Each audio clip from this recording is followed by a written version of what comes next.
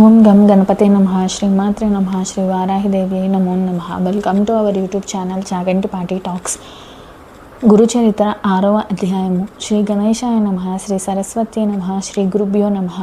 ప్రస్తావన: సూక్ష్మరూపైన జీవుడు మాతృగర్భంలో ప్రవేశించి తల్లి శరీరం చేత సంపాదించబడిన అన్నరసంతో తన దేహాన్ని నిర్మిస్తాడు.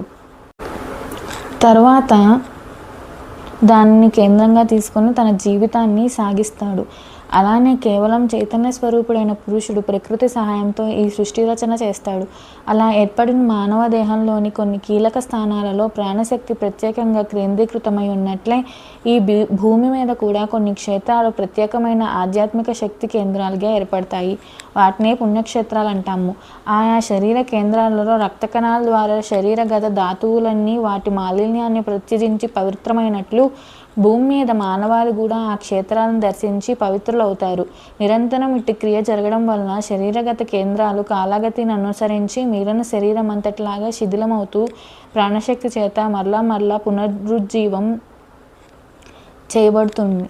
అలానే అసంఖ్యాకులైన మానవులకు ఆధ్యాత్మికంగా పరిశుద్ధం చేసే పుణ్యక్షేత్రాలు కూడా కాలగతిలో మలినమవుతాయి. అప్పుడు సిద్ధపురుషులు వాటిని దర్శించి పునరుజ్జీవనం చేస్తారు. తీర్థం కుర్వంతి తీర్థాన్ని, తీర్థాత్వాన్ని పునః ప్రతిష్ఠిస్తారు అని శాస్త్రాలు చెబుతున్నాయి. అలానే శ్రీపాదస్వామి చేత పవిత్రం చేయబడిన ఒక క్షేత్రం గురించి ఈ అధ్యాయం చెబుతుంది.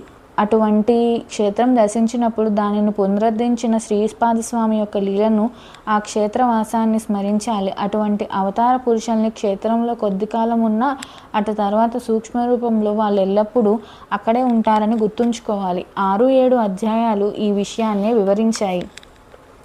కథారంభము. నామధారకుడు ఇలా అన్నాడు: కాశీ, బద్రి, కేదారం వంటి క్షేత్రాలను ప్రసిద్ధం అయినందువలన శ్రీపాదస్వామి అక్కడికి వెళ్ళారు. కానీ వారు గోకర్ణానికి వచ్చారని మీరు చెప్పారు. ఆ క్షేత్ర ప్రాధాన్యత వివరించగోరుతున్నాను. దానికి సిద్ధుడు ఇలా చెప్పారు: పూర్వం రావణాసురి తల్లి కైకసి కైలాసాన్ని పొందగోరి నిత్యం మట్టితో చేసిన శివలింగాన్ని పూజిస్తుండేది.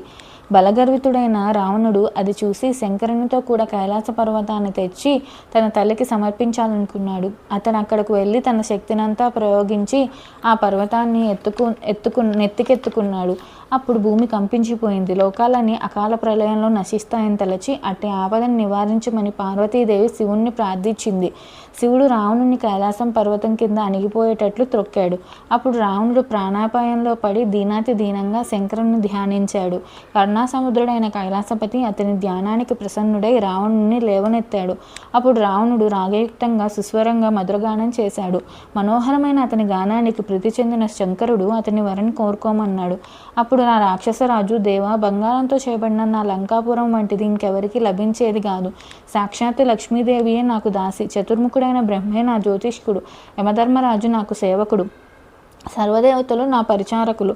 అటువంటి నాకు ఎక్కడా ఏది దుర్లభం కాదు. ఇప్పుడు నా తల్లి కోరిన కోరిక ప్రకారం కైలాస పర్వతాన్ని తీసుకుపోదామని వచ్చా. శంకర, నీవు వరమీయదలుచుకుంటే నీ కైలాసాన్ని నీతో సహా లంకకు తీసుకుని పోయేలా అనుగ్రహించు అని కోరాడు. అప్పుడు కైలాసపతి: రావణ, ఈ కైలాస పర్వతంతో ఏం సాధిస్తావు? దీనిని మించిన నా ఆత్మలింగం ప్రసాదిస్తాను. దీనివల్ల నీవు నా అంతటి వాడు అవుతావు.